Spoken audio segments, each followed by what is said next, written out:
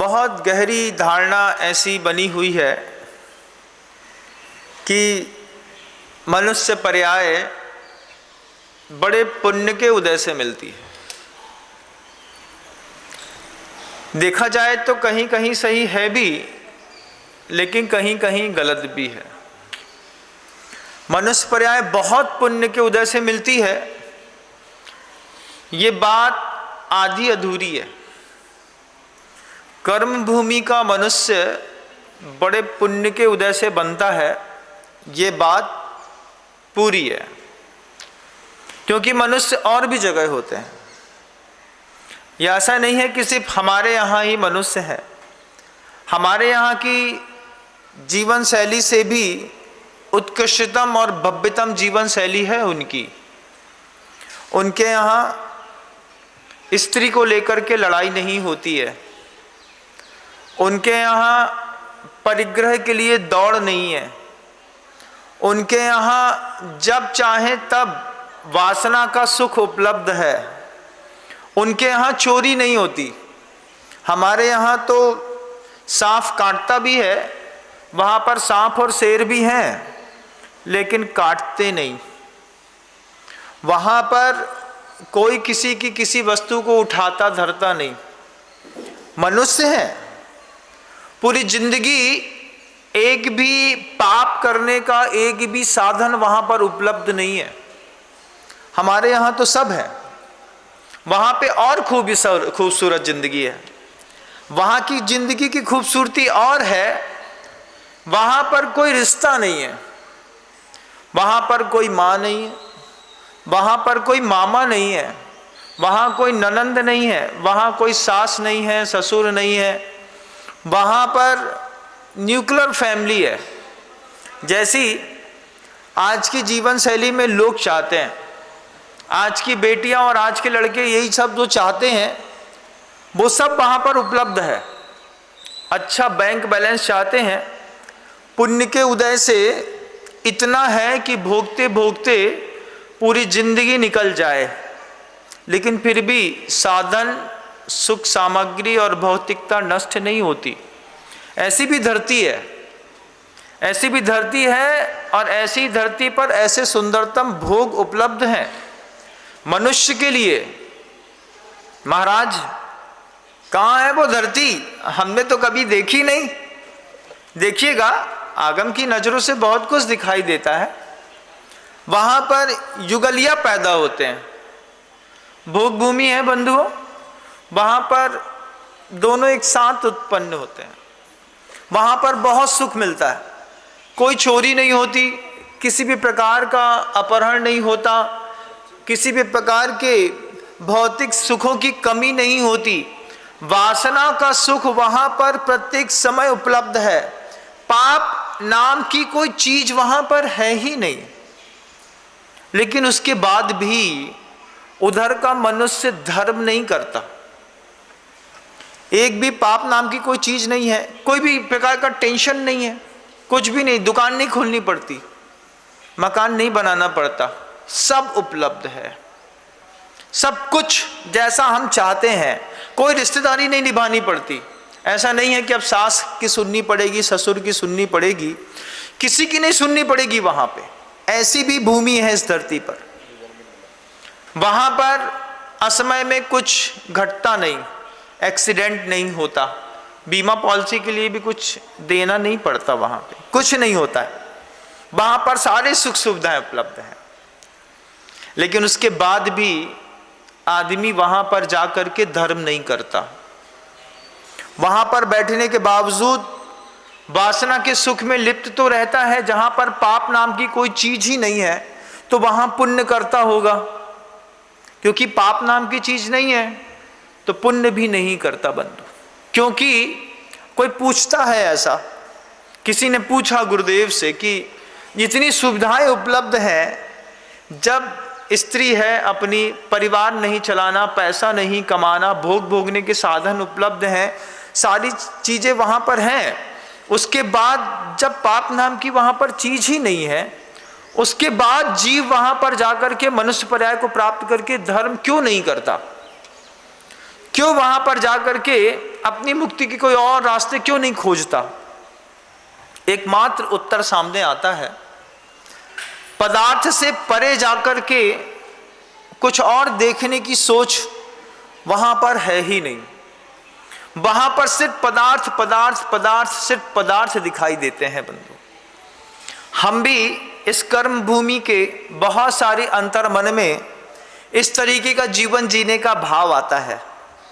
बहुत सारी बेटियां चाहती हैं किसी भी प्रकार का काम नहीं करना पड़े, जय सिया राम जय सिया राम, ऐसा पति दे भगवान, सुबह सुबह जो चाय बनाए, चाय बनाकर मुझे उठाए। आगे का तो आप जानते ही होंगे। आदमी, बेटियों की बहुत चाहत है, बहुत सारे लोगों की चाहत है। क्या बिल्कुल ऐसा घर हो महाराज जहाँ सास ससुर का कोई झंझट नहीं हो, जहाँ पर पैसे का कोई टेंशन नहीं हो, अच्छी गाड़ियाँ हो, BMW हो, अच्छे पहनने के साधन हो, गोल्ड की ज्वेलरी हो, जहाँ पर भोजन नहीं बनाना पड़े, जहाँ पर पति के कपड़े साफ नहीं करने पड़े, झाड़ू पोछा नहीं लगाना पड़े। आपकी ऐसी चाहत होगी, ऐसा घर सोचा होगा दिमाग में। मिलता है, ऐसा घर भी है, लेकिन उसके लिए ये कर्म भूमि छोड़नी पड़ेगी, भोग भूमि में जानना पड़ेगा। वहाँ पर जाकर के देखेंगे सब मिलेगा। अरे महाराज कुत्ता पालने का शौक है, वहाँ शेर पाल लेना आप, वहाँ पर ऐसे 10 50 100 शेर पाल लेना, कोई दिक्कत नहीं है। वहाँ का शेर काटता नहीं है, वहाँ के सांप की दाढ़ में विष नहीं है। ऐसी भी जीवन शैली है, लेकिन उस जीवन शैली में पदार्थ से परे जाकर के कुछ देखने की सोच भी नहीं है। जैसी भोग भूमि की जीवन शैली है, ऐसी हमारी धारणा धीरे धीरे इस वैज्ञानिक युग की पढ़ाई के साथ बनती चली जा रही है। हम खुद सोचते हैं कि ऐसा ही कुछ चाहिए, जैसा मुनि महाराज ने कहा है बिल्कुल वैसा चाहिए, बिल्कुल वैसा वही मिलेगा, क्योंकि वहाँ पर कनेक्शन तो बहुत अच्छे हैं लेकिन रिलेशन कुछ भी नहीं है। दोनों युगलिया पैदा होते हैं, मर भी जाते हैं। बीच में यदि कोई मर जाए तो नियोग रहता है, सामने वाले को दुख नहीं होता। पति की पत्नी मर गई, तुरंत दूसरी उपलब्ध है। सौधर्मेंद्र की देखिएगा, 40 नील सचियां जीवन से होकर के चली जाती हैं, तो हर सची के जाने पर क्या सौधर्मेंद्र की आंख से आंसू आता होगा? ऐसा सोचा है कभी? नहीं है, आंसू नहीं आता, नियोग रहता है। तुम जाओगी, तुम्हारी जैसी फिर एक और आएगी। पदार्थ से परे देखने की सामर्थ्य नहीं है जिन लोगों की, उन लोगों को भोग भूमि की इच्छा है। फिर चाहे आपकी कर्म भूमि के बच्चे हों और फिर चाहे मंद परिणामों सरल परिणामों के साथ किसी ने भोग भूमि प्राप्त भी कर ली हो, बहुत अच्छी जगह नहीं है। ऐसा नहीं है कि बहुत मेहनत करने से मिलती है। थोड़ा शांत चित्त होकर के यहीं पर बैठेंगे, देवशास्त्र गुरु को नहीं भी मानेंगे तो भी मंद कसाय के परिणामों से आपका वहां पे जन्म हो जाएगा। अगली पर्याय बहुत अच्छी भोग लेंगे सब कुछ, लेकिन उस भोग भूमि से उसकी भी एक कालावधि है। एक समय के बाद जब वहां से च्युत होना पड़ता है, च्युत होने के बाद कभी कोई एक इंद्री की पर्याय में चला जाता है, कोई निगोद में चला जाता है, कोई कहीं चला जाता है, कोई कहीं चला जाता है, क्योंकि जैन दर्शन पुनर्जन्म में विश्वास रखता है। आप सोचें कि हम वहां जाकर के ऐसा कुछ मिल जाएगा, कितनी बार मिल चुका है, कितने बार अभी और मिल जाएगा, कोई बड़ी चीज नहीं है। लेकिन इस कर्म भूमि पर क्या है जो वहां पर नहीं है? वहां पर एक भी रिलेशन नहीं है बंधुओं, लेकिन यहां पर रिलेशनशिप है, लेकिन लिव इन रिलेशन बुरा है। यहां पर संबंध है, वहां पर कनेक्शन है, रिलेशन नहीं है। यहां पर हमारे आपस के बीच में रिलेशन है, लेकिन कई बार कनेक्शन नहीं है। बड़ा विचित्रता का माहौल है। ऐसी विपरीत चीजों को सुन करके समझ करके कई लोगों के मन के अंदर भाव होता है कि महाराज हम क्या करें, परमात्मा का मार्ग पकड़ लें। हाँ, परमात्मा का मार्ग पकड़ लें। मंदिर आए, जैन मंदिर में जाइएगा, जैन मंदिर में जाइएगा तो भगवान की मूर्ति दिखाई देगी। पैर के ऊपर पैर रखे हैं, आंख बंद है, हाथ के ऊपर हाथ धर के शांति से पद्मासन मूर्ति सौम्य मुद्रा के साथ मुस्कुराती हुई आपको मंदिर में मिल जाएगी। उस मूर्ति को जब आप देखते हैं, आपके मन के अंदर वो भाव पैदा होता है कि अपना मार्ग तो यही है। भैया भोग भूमि में तो बड़ी इस तरीके की बातें सुन ली, कर्म भूमि का दुख देख लिया क्योंकि आप भोग ही रहे हैं। नरकों में भी दुख है, नरकों में भी दुनिया भर के सारे दुख होने के बावजूद जो कर्म भूमि में दुख है वो नरक में नहीं है। कर्म भूमि में क्या दुख है महाराज? कर्म भूमि में कोई भी जितने भी भोग, जब भी आप नरक जाएंगे कभी सोचिएगा, नरकों में दुनिया भर के दुख हैं लेकिन रिश्तों का कोई दुख नहीं है। कर्म भूमि में हजार सुख होने के बावजूद रिश्तों का दुख आदमी को निरंतर सताता है। यहाँ पर रिश्तों की दगाबाजी पल पर मिलती है। नरकों में कोई रिश्तेदार दगाबाज नहीं होता, वहाँ पर जो जैसा होता है बस वैसा ही होता है। अब किसी ने भोग भूमि समझ ली, किसी ने नरकों का दुख भी देख लिया और समझ लिया। कर्म भूमि में बैठा मनुष्य जब दोनों चीज़ों को जान लेता है तो उसकी इच्छा होती, भैया अरिहंत शरणम पब्बज्जामि। मंदिर चला गया, मंदिर जाकर के भगवान की मुद्रा को देखा, पद्मासन में बैठे हैं प्रभु, सौम्य मुद्रा लेकर के, हल्का सा मुस्कुराता हुआ चेहरा, हाथ पर हाथ धरे, एक हाथ के ऊपर हाथ धर करके बैठे हैं। अब वो बालक, आप जैसे लोग उस बात को मान जाते हैं, मैं तो मानता ही नहीं उस बात को। किसी ने कह दिया हाथ पर हाथ धरने का मार्ग है अपना मोक्ष का, बिल्कुल गलत बात है। परमात्मा का मार्ग हाथ पर हाथ धर के बैठने का जीवन में है ही नहीं। ये तो उस आत्मा की अंतिम अवस्था का परिणाम है जब वो हाथ पर हाथ धर करके बैठे। परमात्मा का मार्ग पराक्रम और पुरुषार्थ का है, इस बात को कभी भूल मत जाइएगा। भगवान की मूर्ति देखिएगा पद्मासन में बैठी हुई, लेकिन ये मत सोचिएगा कि हाथ पर हाथ धरकर बैठ जाने से हमारा मोक्ष मार्ग बन जाएगा। ये हाथ पर हाथ धर करके बैठ जाने से कोई भगवान नहीं बन जाता। क्या हुआ? हाथ के काम बंद कर दिए महाराज, ऐसे बैठे हैं, हाथ के काम बंद कर दिए तो भगवान बन गए। ऐसा होता है क्या? नहीं होता। आचार्य भगवंत कहते हैं हाथ के काम बंद कर देने से कोई भगवान नहीं बनता, मन के काम बंद कर देने से लोग भगवान बनते हैं। और मन का काम हम बंद कर नहीं सकते। क्या आप मन का काम बंद कर सकते हैं? प्रतिमा के सामने बैठ जाइए, 1 घंटा 2 घंटा 2.5 घंटा 3 घंटा 5 घंटा, आप ऐसी कायोसर की मूर्ति जैसी आप बन के बैठ तो सकते हैं। आप हाथ के काम बंद कर सकते हैं लेकिन मन का काम बंद नहीं कर सकते। उस मन के काम को बंद करने के लिए उन परमात्मा ने जिसकी मूर्ति मंदिरों पर विराजमान है, कभी सोचा है कितना पराक्रम और पुरुषार्थ किया है? हमने मंदिर की मूर्ति देख करके धारणा बना ली, चरण कमल जिनवर कहें देखा सब संसार, पर क्षण भंगुर जगत में निज आत्म तत्व भी सार, याते पद्मासन विराजे ताते झलके शांति अपार। खाक शांति अपार झलके है, फालतू की बातें। ये भजनों में जो सौंदर्य भरा जाता है, उस भजनों के सौंदर्य को आगम मत समझ लीजिएगा। भजन के सौंदर्य में तो हैं, सुनने में कान में अच्छे लगते हैं, लेकिन दिमाग में भजन बैठा करके अगर मुक्ति का रास्ता खोला तो जीवन में बहुत विप्लव मचने वाला है बंधु। हस्त कमल जिनवर कहे पर का करता हो, ऐसी मिथ्या बुद्धि से ही भ्रमण चतुर गति होय, याते पद्मासन विराजे जिनवर झलके शांति अपार। ऐसा पढ़ तो लिया लेकिन ऐसा करना नहीं।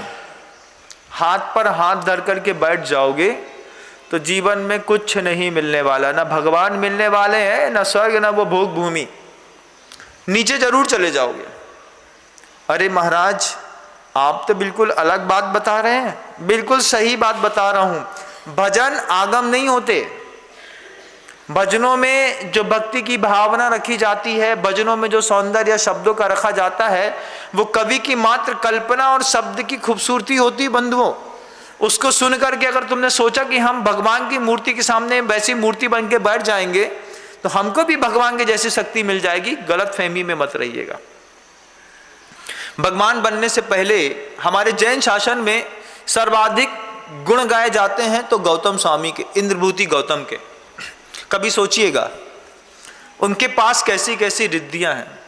नमो द्वित तवाणम, नमो तत्त तवाणम, नमो महातवाणम, नमो घोर गुणाणम, नमो घोर गुण पराक्रमाणम, नमो घोर गुण बम्बयाणीणम, नमो आमो सही पत्ताणम, नमो जल्लो सही पत्ताणम, नमो विप्पो सही पत्ताणम, नमो सब्बो सही पत्ताणम। ऐसी 63 रिद्धियों का स्वामी है गणधर। 63 रिद्धियों के स्वामी क्या कहलाते हैं, सोचिएगा कभी बंधु। उनको वो साधना का जो परचम लहराया है उन्होंने अपने जीवन में, उन्होंने हाथ पर हाथ धर करके नहीं लहराया। हाथ पर हाथ भी धरा, लेकिन हर वक्त तो हाथ पर हाथ धर के नहीं बैठे रहे। क्या किया, दीक्षा लेने के बाद हाथ पर हाथ धर के बैठे रहे, महाराज सब कुछ हो गया। मंदिर में जाकर के गणेश जी जैसे बैठ गए, बैठे हैं, अब सब हो जाएगा। अरे हाँ महाराज, वो तो परमात्मा का मार्ग है, ऐसे ही। ऐसा मार्ग नहीं है परमात्मा का। जैन शासन में पराक्रम और पुरुषार्थ की कीमत है। जैन शासन में हाथ पर हाथ धर करके बैठने वाले किसी व्यक्ति की कीमत नहीं है, साधु की भी कीमत नहीं है। साधु भी पराक्रमी और पुरुषार्थी अच्छा लगता है। पराक्रमी और पुरुषार्थी साधु को देखना है तो जाकर के दूर सुदूर वादियों में, अंजनगिरी एलोरा की गुफाओं में जाकर के मुनि श्री दुर्लभ सागर जी महाराज को देखिएगा। वो रिद्धि जिस ताकत से पैदा होती है, उस रिद्धि को प्राप्त करने के लिए जिस तरीके का पुरुषार्थ किया जाता है, मुनि श्री दुर्लभ सागर जी महाराज को जाकर के देखिएगा। एक आहार एक उपवास निरंतर करते हुए जो साधक 23-22 घंटे मौन को स्वीकार करता है, अंदर अपने लिए काम करता है। हाथ पर हाथ धर करके बैठा हुआ व्यक्ति मन को शांत करने के लिए उसने अपने जीवन में तप उपसर्ग को स्वीकार किया, साधना स्वीकार की, उपवास स्वीकार किया, अनशन स्वीकार किया, रस परित्याग स्वीकार किया, अवमोदर स्वीकार किया, काय क्लेश स्वीकार किया, वृत्ति परिसंख्यान स्वीकार किया। जिसने अपने जीवन में, उनके जीवन में ऐसी रिद्धियां घटी और हम समझ बैठे हाथ पर हाथ धरने के नाम का मार्ग मोक्ष मार्ग है। ये भ्रांतियां कुछ लोगों के द्वारा किसी के मनों में घुसा दी गई होंगी। शब्दों को सुन करके निकाल लीजिएगा। भजनों का सौंदर्य आगम का सौंदर्य नहीं है। आगम का सौंदर्य कहता है कि वो वेदी पर हाथ धर करके बैठने वाली स्थिति बनाने से पहले अपने जीवन को संघर्ष, पराक्रम और पुरुषार्थ से गुजारना पड़ेगा। वो कौन सा बल था कि गज कुमार मुनि महाराज पहले दिन अपने उस माथे के ऊपर जलती हुई सिगड़ी का घाव सह गए? वो कौन सा बल था जिससे सुकुमार और सुकौशल स्वामी ने व्याघ्री तन को भक्षती रही और चुपचाप शांत मुद्रा में बैठे रहे? वो कौन सा बल था उस साधुओं के पास कि वे पांचों पांडवों पर आभूषण ताते ताते करके पहना दिए, उसके बाद भी उनके मुख से ची चू चा नहीं निकली? जिनके मुख में क्या, जिनकी आंखों में, मन में थोड़ा सा विकल्प एक पल मात्र के लिए भी पैदा हुआ। मोह का एक पल का खेल कितना गजब कर गया नकुल और सहदेव के लिए। कुछ देर बस ऐसा सोचा मात्र, भैया का क्या हो रहा हो, इतना सोचा, अपना नहीं, अरे हमारे तन को जला दो कोई फर्क नहीं पड़ता, मेरे भाई का, इतना सोचने मात्र से मोह की एक सेकेंड की स्थिति ने 33 सागर का अनुबंध मोक्ष से दूर कर दिया। मोक्ष को जाने वाले लोग पंच अनुत्तर में जाकर के बैठ गए। एक पल का मोह क्या कराता है, सोचिएगा, कमाल क्या कराता है। 33 सागर की आयु दे गया एक पल का मोह और कह गया अब बैठे रहियो वहां पर 33 सागर तक। अब उसके बाद फिर पुरुषार्थ करना, फिर दीक्षा लेना, फिर मुनि धर्म का पालन करना, फिर पुरुषार्थ करके, पराक्रम करके, फिर हाथ में हाथ धर करके लास्ट में बैठोगे, अब मोक्ष मिलेगा। ये परमात्मा का मार्ग नहीं है हाथ पर हाथ धर के बैठना। चाहे गृहस्थ हो चाहे साधु, दोनों अपने अपने धर्म का पालन करते हुए जब तक पराक्रम और पुरुषार्थ की पराकाष्ठाओं पर नहीं पहुंचते, तब तक उनका गृहस्थ और साधु होना दोनों बेकार है। हाथ पर हाथ धर करके बैठने पर सिर्फ आप अपने सुख की बात तो कर सकते हैं, और वो भी होती है कि नहीं होती है भगवान जाने। कई लोगों को देखा हमने, हाथ पर हाथ धरे रहते हैं, मन में हजारों संक्लेश के कीड़े काटते रहते हैं। उन्हीं को सब मिल रहा है, हमको नहीं मिल रहा है। भगवान भैया पुरुषार्थ करो, मेहनत करो, कुछ ऐसा करके दिखाओ कि दुनिया को लगे कि साधु बनना की जीवन संध्या सार्थक हो गई। पराक्रम और पुरुषार्थ की कुछ ऐसी कहानी लिखो कि जैसी गौतम स्वामी ने लिखी, जैसी दुर्लभ सागर जी महाराज लिख रहे हैं, जैसी और भी चंदा प्रभु सागर जी महाराज लिख रहे हैं, मुनि श्री अनुत्तर सागर जी महाराज लिख रहे हैं। कुछ ऐसे साधक हैं दुनिया में जिनको लगता है कि पराक्रम और पुरुषार्थ की पराकाष्ठाओं को छू न लूं तो जीवन बेकार है। लेकिन अगर हम ये सोचें कि हाथ पर हाथ धर करके बैठ गए और भगवान बन जाते हैं, इतना सरल नहीं है भगवान होना बंधु। जीवन में एक एक चीज अपनानी पड़ती है जितनी आगम में लिखी है। अनशन, अवमोदर, वृत्ति परिसंख्यान, रस परित्याग, काय क्लेश, विविक्त संयासन, बाह्यम तपः, ये 6 तप बाहर के जीवन को बाहर से श्रृंगारित करते हैं, और इस श्रृंगारित बाहर की श्रृंगारित देह से अंतरंग में उतरता हुआ आलोचना, प्रतिक्रमण, तदुभय, विवेक, व्युत्सर्ग, तपश्चेत, परिहार और उपस्थापन, इस तरीके के छेदोपस्थापना, चारित्र इत्यादि को स्वीकार करते हुए जब वो ऊपर के उच्चतम स्वर्गों में जाने के लिए अंतरंग से प्रतिपल वो आंख बंद करके बैठा हुआ साधु पुरुषार्थ करता है, आंख बंद करके सोता नहीं है। कभी सोचिएगा ना बंधु, संयम अलग वस्तु होती है। सिर्फ संयम से मुक्ति मिलती है ऐसा नहीं है। संयम एक शब्द बस लिख दिया हो आचार्यों ने कि भैया संयम ग्रहण कर लो, मुक्ति मिल जाएगी, भ्रम में मत रहियो। संयम आपकी सिर्फ भूमिका है, उसके बाद जैसे तप की अग्नि में जलना पड़ता है। कितना कठोर होता है चावल का दाना, कितना रुक्ष सी रखती है वो राहर की, तुअर की, मूंग मोठ की दाल, लेकिन उसी चावल में, उसी दाल में जब आप थोड़ा सा पानी और आग दोनों के ऊपर चढ़ा देते हैं तो कठोर दिखने वाले वे भोज्य पदार्थ मक्खन के जैसे मुलायम हो जाते हैं।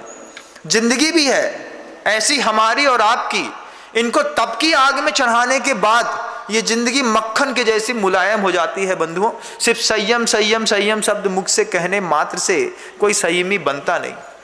तप की आग में तो इस बर्तन को चढ़ाना ही पड़ता है। झाड़म हवै यज्ञी तव रैनम बत्तली समक खादो, जीवो हवै लोहम धमितब्बो परम जोगे हिम। आचार्य कुंद कुंद भगवंत ने समय सार ग्रंथराज में इस बात को कहा है। ध्यान की अग्नि जलाने पर जो नष्ट होता है वो बाहर के पुरुषार्थ से नष्ट नहीं होता, लेकिन ध्यान की अग्नि किसकी जलती है? कौन जला पाता होगा ध्यान की अग्नि? ये ऐसा दीक्षा लेकर के बैठ गए, ऐसे में मंदिर के सामने जाकर के मंदिर के अंदर बैठ गए, बढ़िया पंखा चालू कर लिया, ऊपर नीचे डिओड्रेंट लगा करके नहा धो करके बिल्कुल ठंडा होकर के बैठे हैं और सोच रहे हैं तब कि ये ध्यान की अग्नि। ऐसा नहीं होता। ध्यान की अग्नि किसकी? कि वो जो पर्वत की शिला पर जाकर के गर्मी पर बैठ करके अपने आप को उपवास के माध्यम से सुखा करके और सूर्य की तरफ मुख करके बैठ करके आत्मस्थ हो रहे हैं, जिसके लिए सूरज की किरणों की अग्नि की कोई कीमत नहीं है, जो अंदर ध्यान की अग्नि जला करके फिर ऐसी रिद्धियों को उत्पन्न करते हैं। हम सबसे पहले ऊपर एक छत्रपति चालू कर देते हैं, भैया 5 नंबर में चलाइयो, काहे कि पसीना बहुत आ रहा हो। उसके बाद ध्यान की अग्नि में वैसे बैठे हैं, नींद लग रही है कि कुछ मिल रहा है, पता नहीं चलता। परमात्मा का मार्ग हाथ पर हाथ धर करके बैठ करने का नहीं है, पंखा चालू करके सोने का भी नहीं है बंधु। इस बात को भी ध्यान रखिएगा, ध्यान रखिएगा। सिर्फ बातों के जमा खर्ची जीवन में फल और फूल तो फूल तो सकते हैं लेकिन फैल नहीं सकते। फैलने वाले साधक कुछ और ही होते हैं, उनका अद्भुत वैभव रहता है बंधुओं। हमारे मन के अंदर प्रभु जी को देखने से पहले, मूर्ति को देखने से पहले उनका अतीत देखिएगा। कितने उग्रतम तपों में से हर एक तप की अग्नि से जिन्होंने अपने शरीर के साथ साथ उस आत्म तत्व को भी मांझा है। रिद्धियां ऐसे पैदा नहीं हो गई हैं, ऐसा नहीं हो गया है कि उनके शरीर से छूती हुई वायु निकल करके पीछे वाले इंसान के रोग दूर कर दे। ऐसा अपने आप नहीं होता, इनके लिए कुछ महती तपनीय पुरुषार्थ करने पड़ते हैं। उस तप के पुरुषार्थ के लिए आदमी को क्या भूमिका बनानी पड़ती है, कभी आप भी सोचिएगा। जिनको मुक्ति के रास्ते पकड़ने हैं उनके लिए भी, और जिनको अपने जीवन में भी रह करके सफल होना है उनके लिए भी, ये जो भावनाएं हैं, पूज्य गुरुवर से पूछा कि अगर सफल होना है उस तरीके का जिस तरीके का अरिहंत परमेष्टि है तो क्या करना चाहिए। तब आचार्य सिंह जी शाम को शांत बैठ करके सिर्फ एक ही बात कह रहे थे, प्रभु ने किसी भी काम के लिए खुद को जिम्मेदार माना। आप भी जिस दिन अपने आप को जिम्मेदार मानने लगेंगे उस दिन आप भी सफल हो जाएंगे।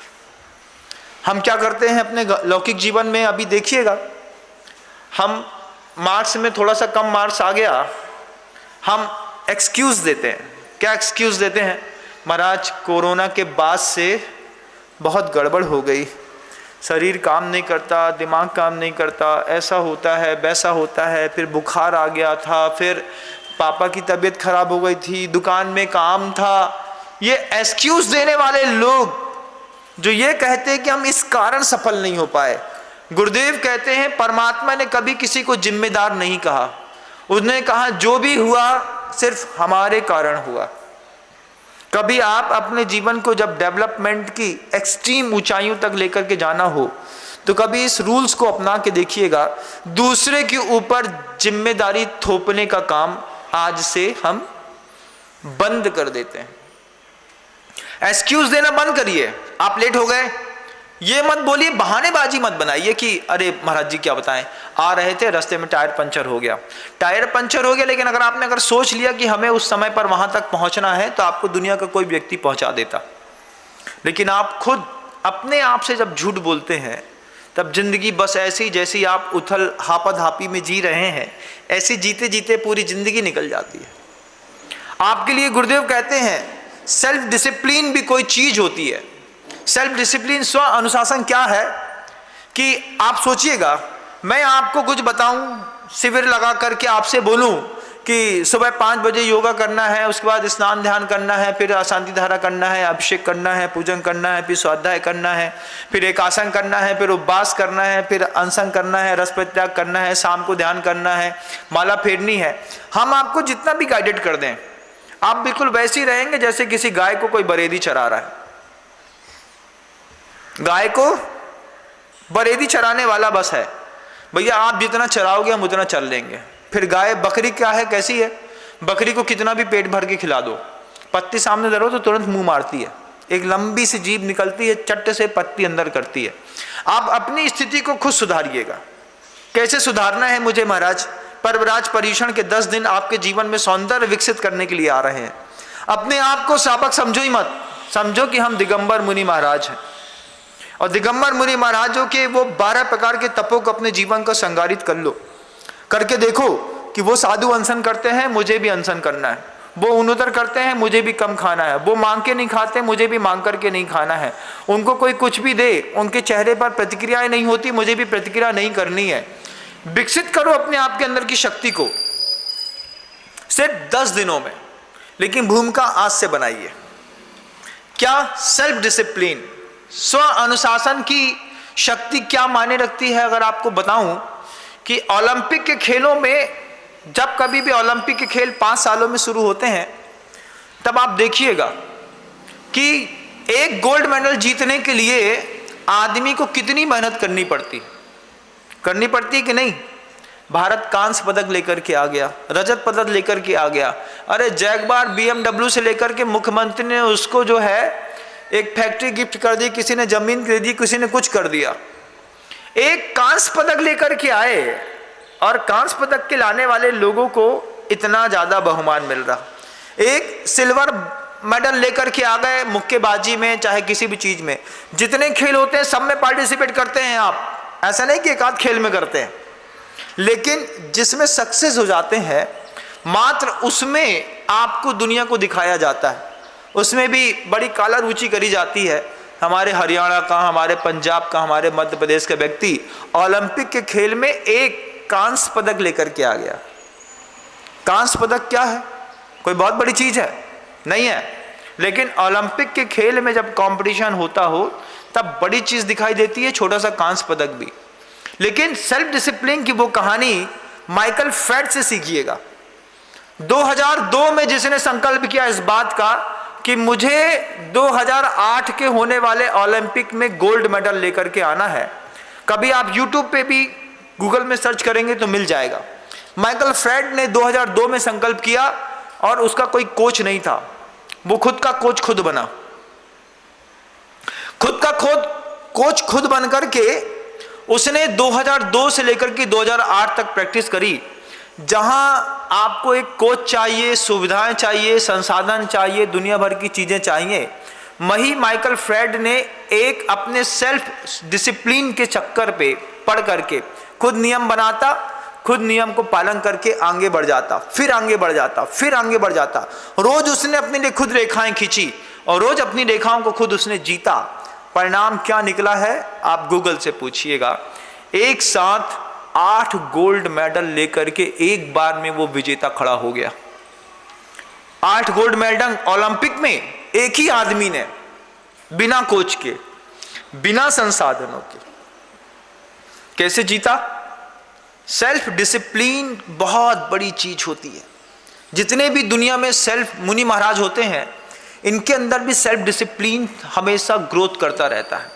तुम सहारा दोगे इसलिए हमारा चलेगा, तुम ब्रह्म में हो। जब लोगों का भ्रम टूटता है तो फिर ऐसी बातें कहते हैं, हमारे बगैर भी रोशन थी महफिल उनकी, हम नादान थे समझते थे रोशनी हमसे है। आप नादान हैं, आप समझते हैं कि महाराज जी के पास नहीं जाएंगे तो महाराज जी का काम नहीं चलेगा। ऐसा कुछ है नहीं। हम नादान थे, समझते थे रोशनी हमसे है, तुम आओ तो ठीक, नहीं आओ तो ठीक।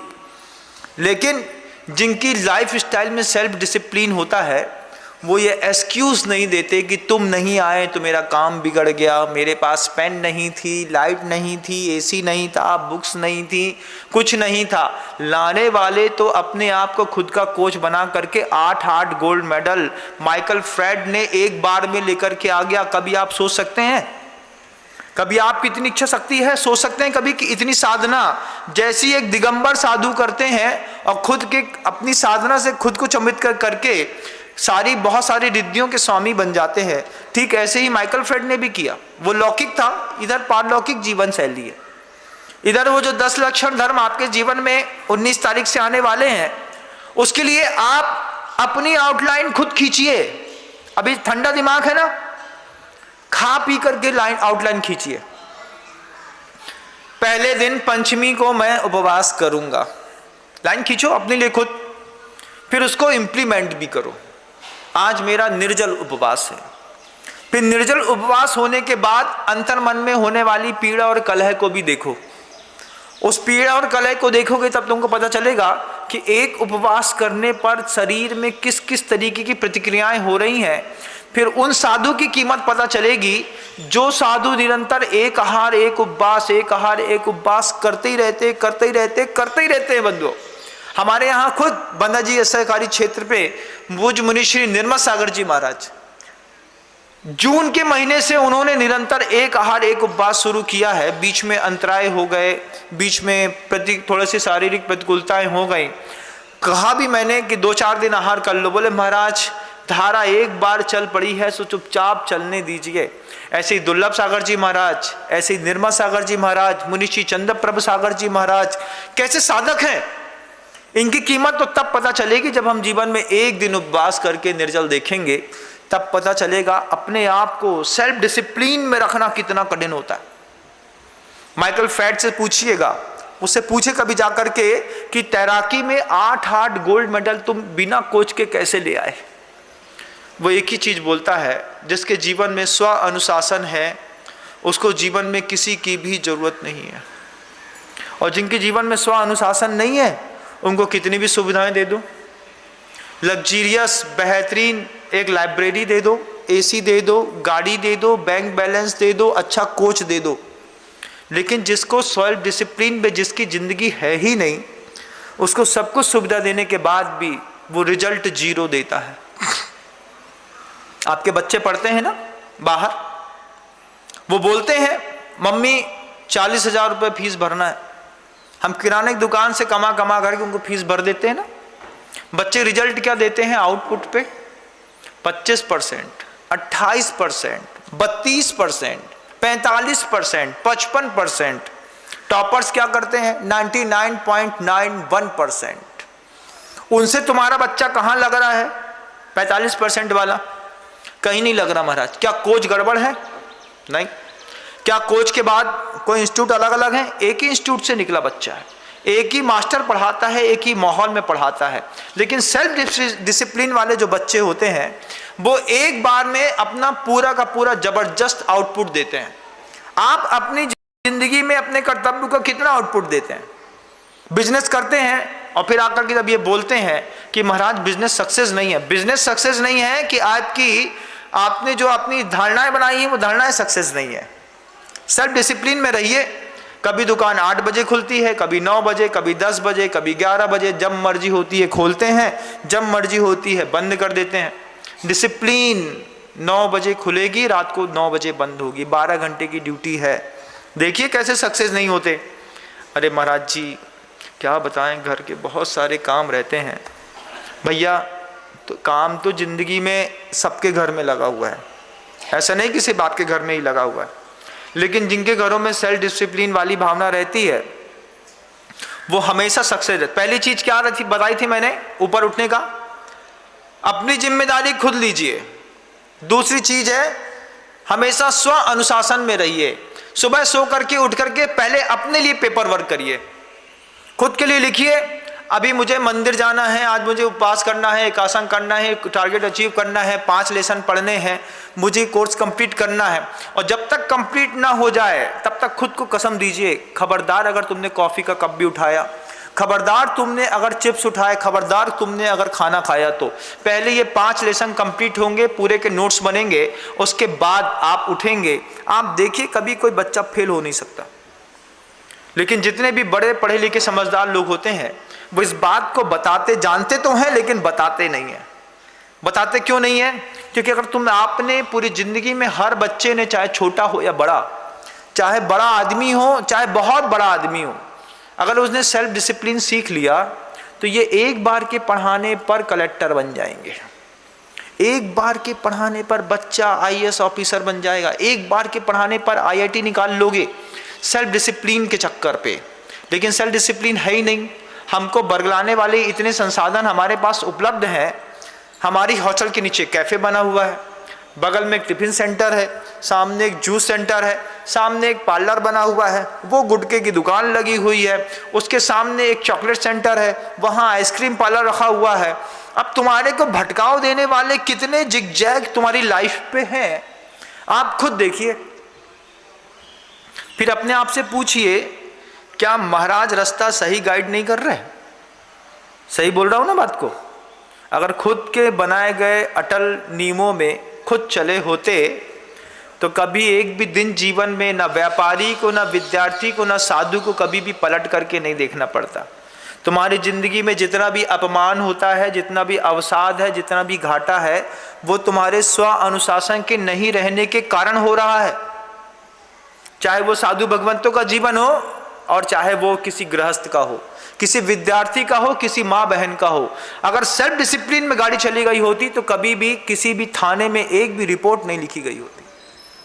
जितने भी स्व अनुशासित जीवन जीने से दूर खड़े हुए लोग हैं, इन सब के नाम थानों में दर्ज हैं, सबके नाम। उसमें से हो सकता है आपका भी हो। पहली बात सीखिएगा खुद की जवाबदारी, दूसरी बात सीखिएगा स्व अनुशासन, तीसरी गहरी बात सीखिएगा कि जीवन में सफलता प्राप्त करनी है तो आपको फीलिंग को समझना चाहिए। फीलिंग समझने की कोशिश करिएगा। जब गुरु आपसे कुछ कहते हैं चाहे मैं स्क्रीन के माध्यम से कुछ कहता हूं, चाहे सामने बैठे हुए व्यक्ति से, उसके पीछे की फीलिंग समझिएगा। ये मुझे कुछ देना चाह रहे हैं, सिखाना चाह रहे हैं, उठाना चाह रहे हैं, टाइम पास कराना चाह रहे हैं। किसी भी शब्द के पीछे का जब तक आप भाव नहीं पकड़ेंगे तब तक आप शब्द को जी नहीं पाएंगे। वो मेवाड़ के महाराणा प्रताप का घोड़ा चेतक महाराणा प्रताप की फीलिंग को समझ गया। महाराणा प्रताप दलदल में शत्रु के बीच में फंसे थे, चेतक कूद करके बचा करके उनको उठा करके यहां से वहां तक ले गया। महाराणा प्रताप ने सोचा कि ये अंग्रेज पीछे लगे हुए हैं, ये अगर इस नदी को पार नहीं किया तो ये अंग्रेज निश्चित रूप से मेरा वध कर देंगे। जितनी देर में महाराणा प्रताप ने सोचा, उतनी देर में महाराणा प्रताप के दोनों पैर के बीच में फंसा हुआ चेतक समझ गया कि मेरा महाराणा मुझसे क्या चाह रहा है।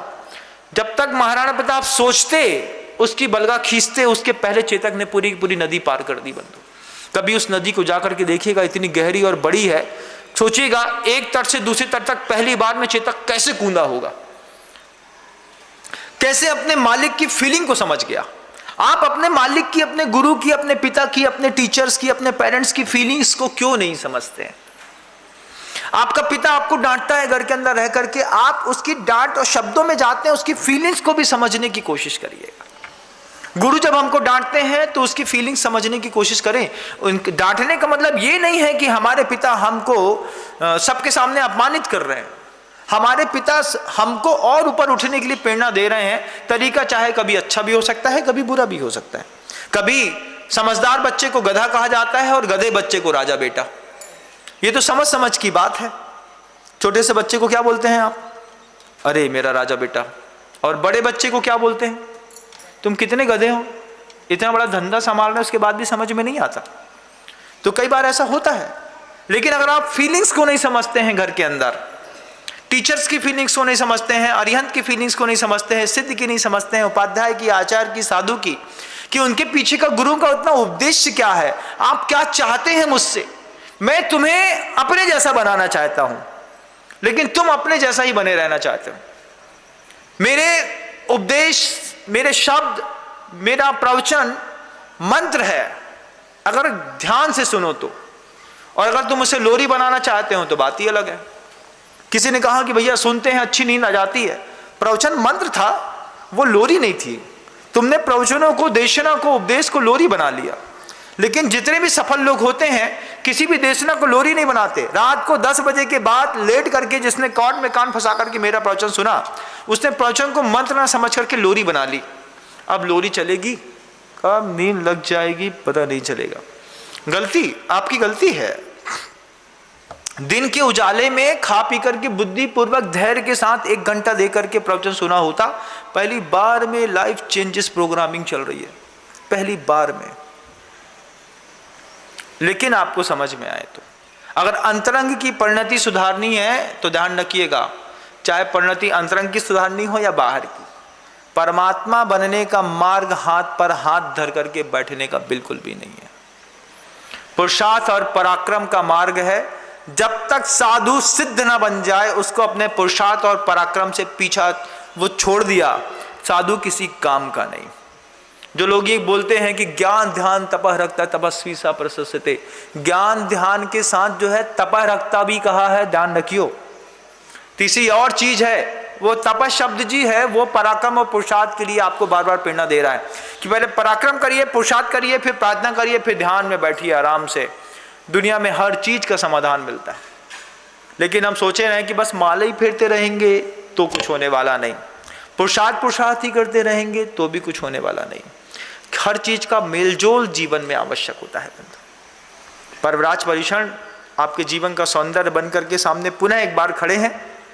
आपको ऐसा लगे कि मुझे स्व अनुशासन में रह करके खुद अपने लिए आउटलाइन खींचनी है, बुक्स को खंगालिए, छान करके देखिए कि साधु बनने से पहले वो किस तरीके की प्रतिकूलता और कठिनाइयों से गुजरते हैं, कौन कौन सी कठिनाइयों को अपने जीवन का संगार बना करके अपने गले में लटका करके घूमते हैं, जब जाकर के वो साधु की उच्चतम पद पर बैठ करके कभी उपदेश देने के, देशना देने के पात्र बनते हैं। उन कठिनाइयों को 10 दिन अपने जीवन में जीने का प्रयास करिए। वो कठिनाइयां नहीं है, वो जीवन का ऐसा अप्रतिम सौंदर्य है कि जिसमें होकर के आप एक बार गुजर गए, फिर आपको लगेगा कि कितना सुकून मिलता है वास्तव में ऐसा करने पर। जो लोग उपवास के नाम पर थर थर कांपते हैं, उपवास, अरे भगवान हमसे ना हुई है, ऐसा नहीं। उपवास का संकल्प करिए। उपवास का संकल्प करने के बाद कसम खा लीजिए इस बात की, कुछ हो जाए, सिर दर्द करे, पेट दर्द करे, उल्टी होए, नींद आए, नहीं आए, उपवास तो करेंगे। 24 घंटे बिना सिर दर्द हो रहा है, चाय नहीं मिली, सिर दर्द है, महाराज उपवास तो कर ले, बस एक कप चाय, आधी कप, एक प्लेट मिल जाए, बस एक प्लेट में फिर सब सज जाएगा।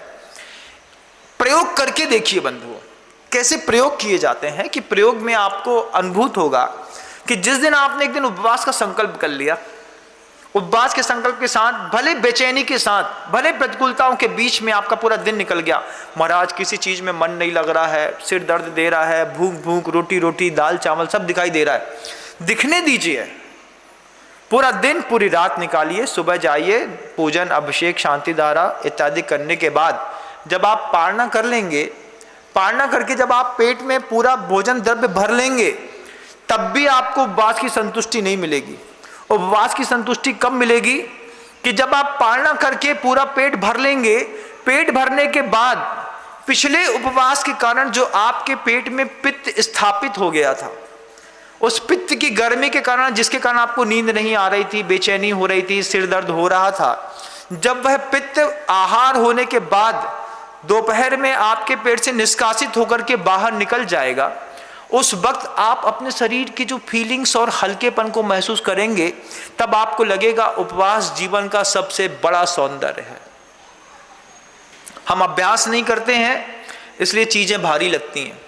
आचार्यों ने कितनी सुविधाएं दी, उपवास नहीं कर पाओ तो रस परित्याग कर दो, एक दिन नमक न मिले, एक दिन दूध, एक दिन शक्कर, एक दिन गुड़, एक दिन घी, एक दिन तेल, एक दिन दही, 6-7 दिन बांट दिए। एक एक दिन का संकल्प करो, आज नमक की रसी है, आज हरी है, आज हरी नहीं खाना, आज नमक नहीं खाना, आज दूध नहीं पीना। ये भी अपने आप को साधने का तरीका है। सेल्फ डिसिप्लिन में रखने के लिए आचार्यों ने छोटी से छोटी और बड़ी से बड़ी चीजें आपके जीवन में रखी थी, लेकिन आप किसी भी चीज को सिर्फ सुनते तो हैं, इंप्लीमेंट करने की दारी बोले महाराज जो आपको काम आए। तो भैया फिर जय जयकार भी हमारी बस होने वाली है। तुम्हें क्या होने हैं, कल भी दुखी थे, आज भी दुखी थे, भोग भूमि चाहिए, शुरुआत की भोग भूमि ध्यान रखिएगा। वहाँ का जीवन जीने की सबकी बहुत इच्छा होती है, लेकिन पुरुषार्थ किसी की करने की इच्छा नहीं होती। जैन शासन पराक्रम और पुरुषार्थ का मार्ग है, ना कि हाथ पर हाथ धरे रहने का। बात जितनी समझ में आई हो, चूंकि आपका समय हो गया, शब्दों को विराम देता हूँ, कल पुनः प्रयास करूँगा। आप दूर दूर तक जहाँ तक मेरी आवाज़ जा रही है, इस पर्वराज पर्यूषण से पहले अपनी जिंदगी का खाका एक पेपर में खुद बना दीजिएगा। 12 प्रकार के तप कौन कौन से होते हैं, अंतरंग कितने होते हैं, बाह्य कितने होते हैं, और अपने घरों में रहकर के मैं कितने तप को इंप्लीमेंट कर पाऊंगा, ये आपको ऊपर उठाएगा। सेल्फ डिसिप्लिन ऊपर उठाएगा, आपके अंदर आपकी फीलिंग्स की भावनाएं आपके ऊपर उठाएंगी। घर के अंदर भी आप देखिएगा, महाराणा चेतक ने उसकी बात समझी, लेकिन आप अपने परिवार की, साधुओं की, माँ जिनवाणी की बात को, फीलिंग्स को अंदर से समझ नहीं पा रहे हैं। आपकी अवनति का ये भी एक बहुत बड़ा कारण है। अपने आप उठा पाए। शब्दों को विराम देता हुआ गुरुदेव श्री विद्यासागर जी महाराज जी। जा वाणी के ज्ञान से सूझे लोकालोक, सो वाणी मस्तक नमो सदा देत हूँ दो। हे जिनवाणी भारती तो है जपो दिन रैन, जो तेरी शरणा गहे सो पावे सुचे।